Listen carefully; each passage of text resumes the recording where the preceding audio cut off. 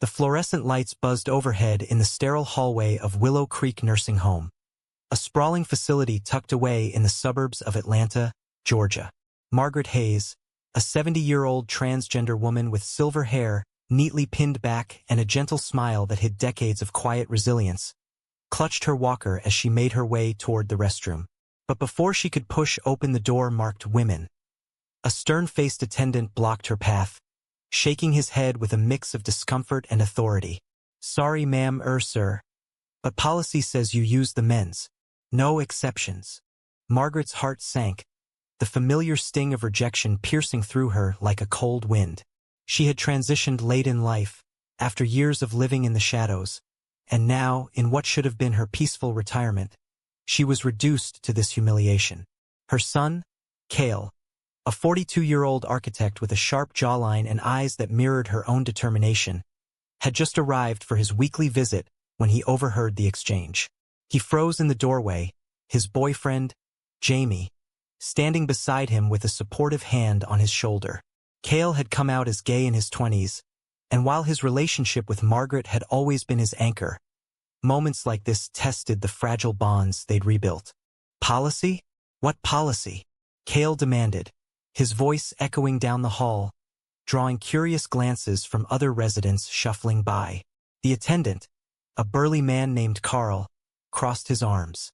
"It's about safety and privacy. We follow state guidelines. Birth certificate determines it." Margaret turned to Cale, her eyes pleading not to make a scene, but he couldn't let it go. This wasn't just about a bathroom. It was about dignity, about the world still refusing to see his mother for who she was. Jamie squeezed his hand, whispering, "Cale, think this through." But Cale was already stepping forward, his face flushing with anger. As the argument escalated, the nursing home's director, Ms. Evelyn Porter, a no-nonsense woman in her 50s with a clipboard perpetually in hand, emerged from her office. "Mr. Hayes, this is not the time or place," she said firmly. But Cale wasn't backing down. He pulled out his phone, starting to record the interaction, his voice steady despite the tremor in his hands. "If you're forcing my mother, a woman, to use the men's restroom, then the world needs to see this." The video captured Margaret's quiet tears, Carl's defensive stance, and Porter's exasperated sigh. Little did Cale know, this bold move would ignite a firestorm that would challenge not just the nursing home's policies, but the very fabric of their family and community. That evening, back in their cozy apartment in downtown Atlanta, Cale paced the living room while Jamie prepared dinner. The aroma of garlic and herbs filled the air, a stark contrast to the tension simmering between them. "You could have gotten her kicked out," Jamie said softly, chopping vegetables with precise movements honed from years as a chef. Jamie, with his warm brown eyes and easy laugh, had been Cale's partner for 8 years, their relationship a beacon of stability in Cale's often chaotic life. But tonight doubt crept in. "She deserves better than being treated like that," Cale replied, sinking onto the couch. "And what about us? We're out and proud. But Mom's still fighting battles we thought were over." Jamie set down the knife and wrapped his arms around Cale. "I get it, but storming in like that, it's risky. What if it backfires?" Cale leaned into the embrace, feeling the familiar comfort of Jamie's presence.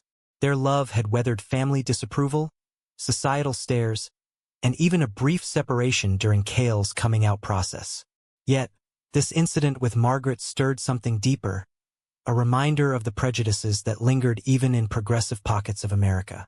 As they sat together, Cale uploaded the video to social media, captioning it, "My 70-year-old trans mom denied basic dignity.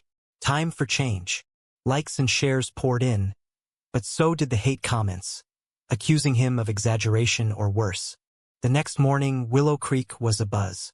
Residents whispered in the common room, some supportive of Margaret, others clinging to outdated views.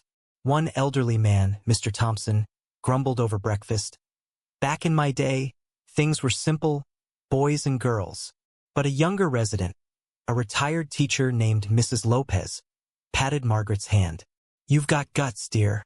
And that son of yours? A fighter." Margaret smiled weakly, but inside, she worried. She had chosen Willow Creek for its affordability and proximity to Cale, not for activism. Her transition had cost her friends, her job as a librarian, and strained her marriage before her husband's passing. Now, at 70, she just wanted peace. Cale arrived early, Jamie in tow, to check on her. "Mom, the video's going viral," he said excitedly, showing her the screen. Margaret's eyes widened. "Cale, what have you done?" "I don't want to be a spectacle." But as they talked, Porter summoned them to her office. "This is causing quite a stir," she said, her tone laced with irritation. "We've had calls from reporters, advocates, even threats." Cale stood tall. "Good. Maybe now you'll change the policy." Porter hesitated, revealing the Homes Board was conservative, influenced by local politics. "It's not that simple. Georgia's laws are murky on this." The meeting ended without resolution, but as Cale and Jamie left, they encountered a group of staff members divided. Some nodded in solidarity, others averted their eyes. Jamie pulled Cale aside in the parking lot. "This could affect your job, our life. Are you sure?" Cale nodded, but doubt flickered. Their relationship had always been about mutual support, but this fight felt personal, pulling Cale into a role he hadn't anticipated.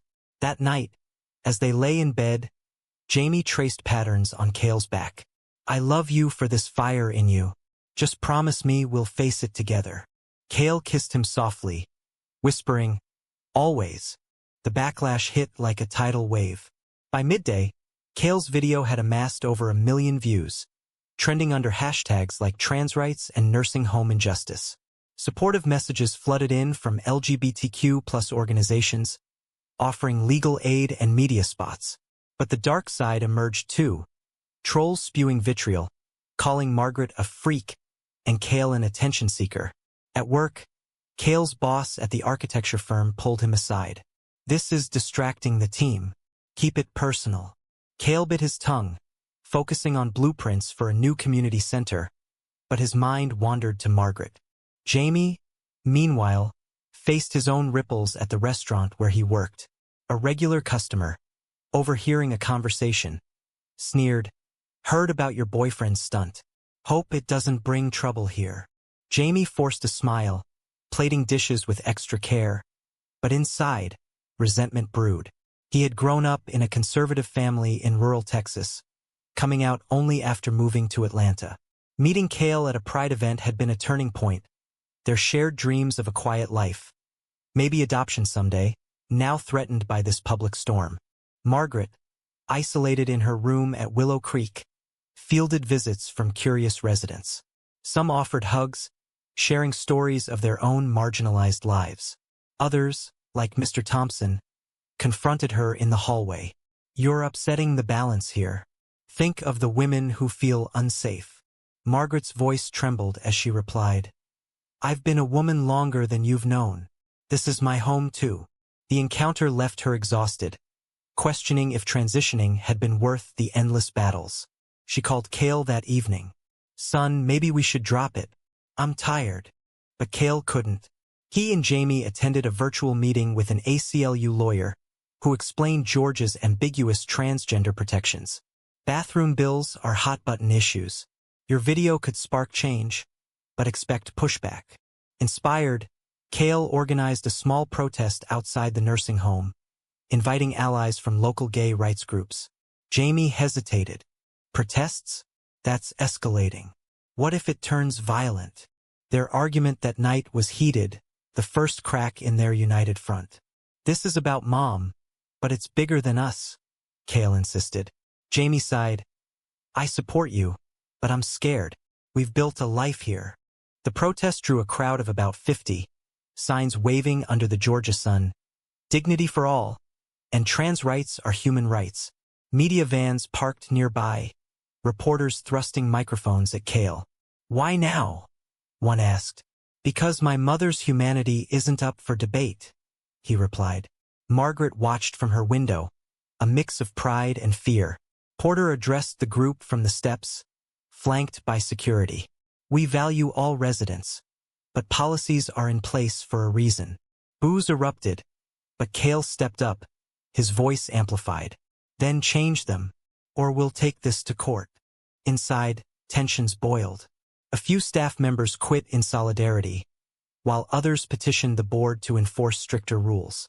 Mr. Thompson rallied conservative residents, circulating a letter decrying radical agendas. Margaret felt the divide acutely when her roommate, an 80-year-old widow named Gladys, moved out, citing discomfort. "I'm sorry, Maggie, but I just can't." The rejection stung, echoing losses from her past. That night, alone, Margaret journaled her thoughts, reflecting on her journey from a confused boy in the 1950s to the woman she was today. Cale and Jamie returned home drained. "Did we do the right thing?" Cale asked, collapsing on the couch. Jamie poured wine, sitting close. "Yes, but it's costing us. Friends are distancing themselves." Their conversation turned intimate, sharing fears about their future. Jamie admitted, "I worry this fight will consume you, leave no room for us." Cale pulled him into a hug. "You're my rock. I couldn't do this without you." They made love gently, reaffirming their bond amid the chaos. The next day brought a twist. The nursing home's board scheduled an emergency meeting. Porter informed Cale that Margaret could temporarily use a private restroom, a concession. But Cale pushed for more. "Temporary isn't enough. Make it permanent for all trans residents." The board, pressured by bad publicity, agreed to review policies. Victory seemed near, but whispers of retaliation circulated. Rumors of evicting Margaret for disrupting harmony. As the story spread nationally, Cale appeared on a morning talk show via video link, Jamie by his side for moral support. "This isn't just about bathrooms," Cale said. "It's about respecting elders who fought for their identity." The host nodded sympathetically, but callers were divided. One praised his courage. Another accused him of endangering vulnerable seniors. Back home, Jamie fielded a call from his estranged brother. "Saw you on TV. Mom's worried about you getting hurt." It was the first contact in years, a bittersweet olive branch. Margaret, emboldened, started a support group at Willow Creek for LGBTQ+ residents and allies. Small at first, it grew, fostering dialogues that bridged gaps. Mr. Thompson even attended once, listening silently. Change was slow but palpable. Yet, underlying conflicts simmered, ready to erupt. The board's review dragged on, weeks turning into a month as lawyers debated. Cale juggled work, protests, and visits to Margaret, his energy waning. Jamie noticed the toll, the dark circles under Cale's eyes, the skipped meals. "You need a break," Jamie urged one evening, as they walked through Piedmont Park, hand in hand. The park, a haven for Atlanta's gay community, offered respite with its blooming dogwoods and joggers. "I can't stop now," Cale replied. "Mom's counting on me." Their walk turned tense when a stranger recognized Cale from the news. "Hey, you're that guy fighting for the trans lady. Keep it up." The encouragement lifted Cale, but Jamie felt sidelined. Later, at dinner with friends, a mix of gay couples, they discussed the case. One friend, a lawyer named Sarah, offered pro bono help. This could set a precedent. But another, more cynical, warned, "Conservative backlash is real. Be careful." Jamie stayed quiet, his unease growing. At Willow Creek, Margaret faced escalating harassment.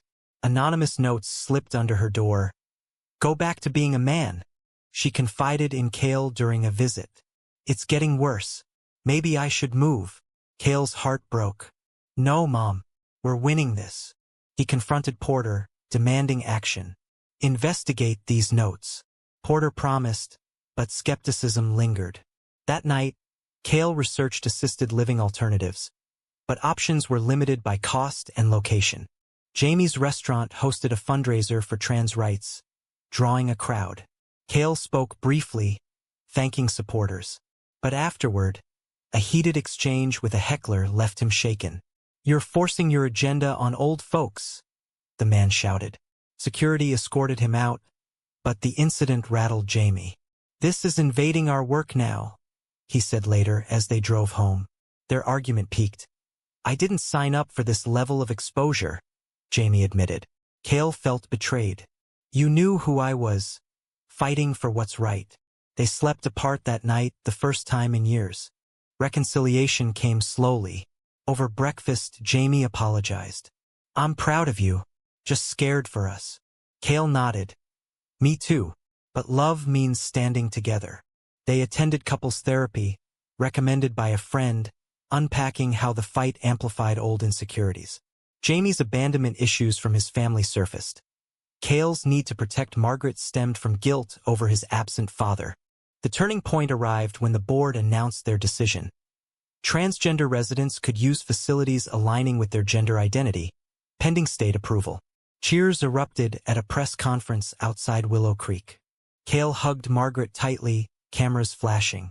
"You did this," she whispered. But victory was bittersweet. Mr. Thompson and allies filed a complaint with the state, claiming discrimination against cisgender residents. Legal battles loomed. Socially, rifts deepened. Some residents boycotted Margaret's group. Others joined in solidarity. Gladys returned, apologizing. "I was wrong. Fear got the best of me." Margaret forgave her, embodying grace. Cale and Jamie hosted a celebration dinner at home, toasting progress. Friends shared stories of their own struggles, strengthening community ties. Yet personal costs mounted. Cale's firm lost a conservative client, citing political distractions. He considered freelancing a risky move. Jamie's family reached out more, his mother calling to express tentative support. "I'm trying to understand," she said. It was a small win but meaningful. As summer faded, a new conflict arose. A national anti-trans bill gained traction in Congress, echoing Georgia's debates. Cale testified virtually, sharing Margaret's story.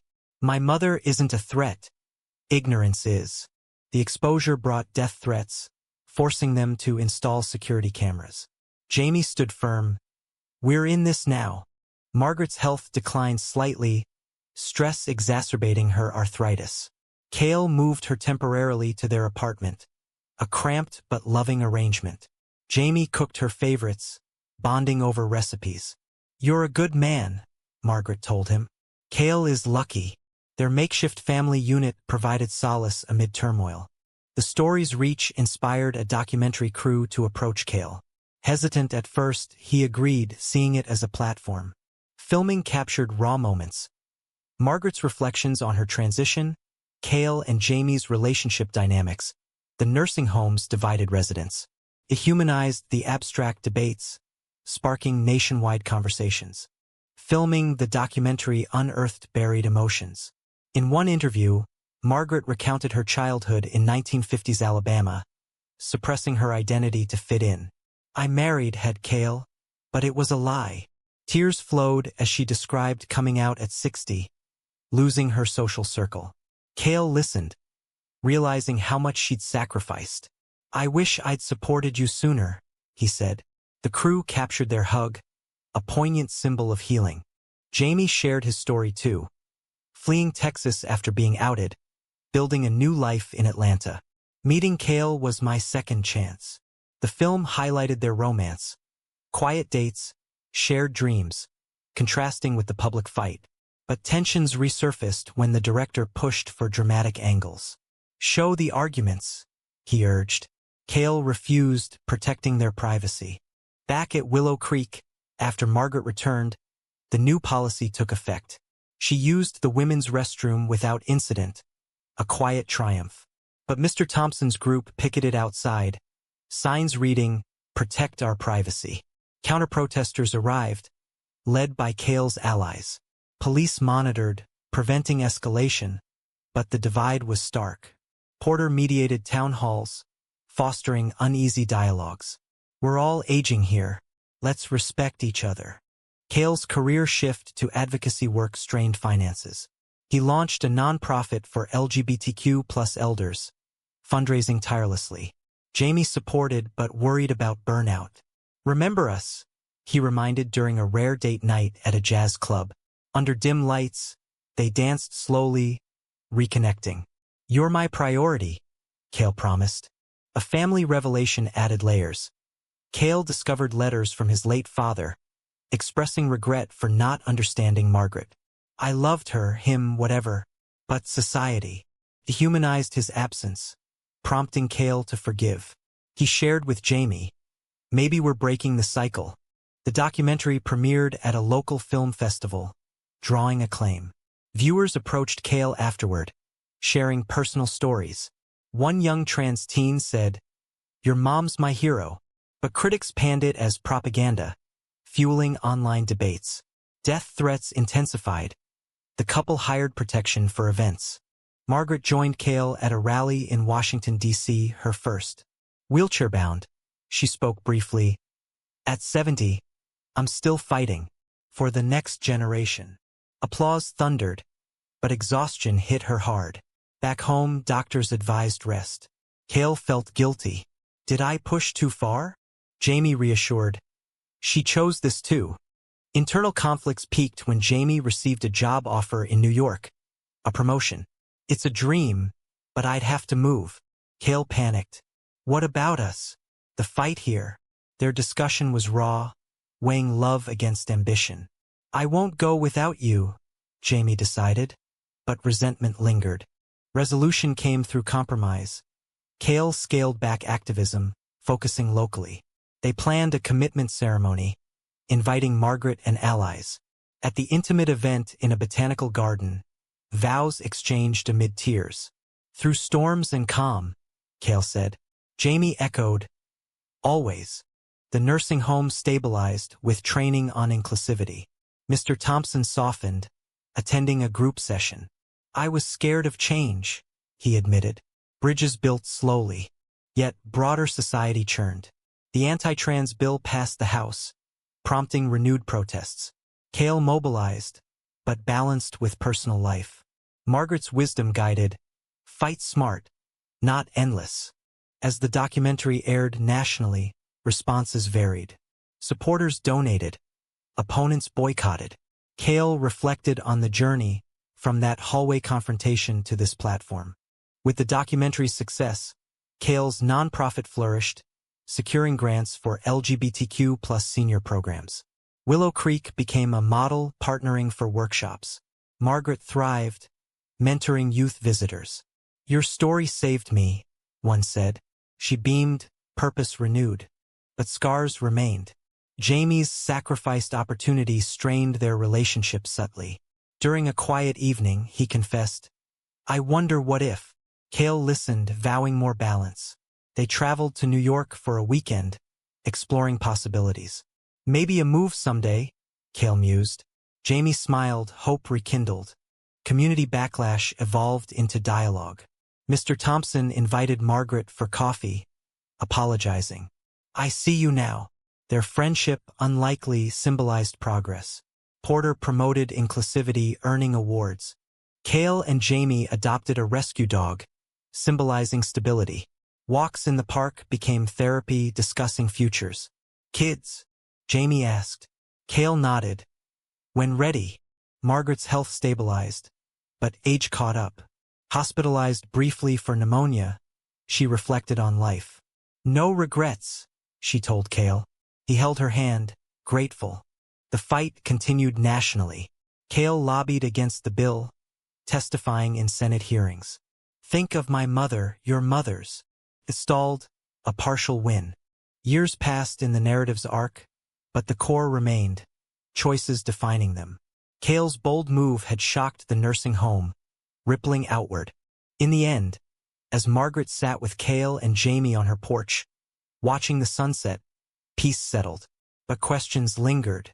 Was Cale's daring stand ultimately justified, or did it cause more harm than good?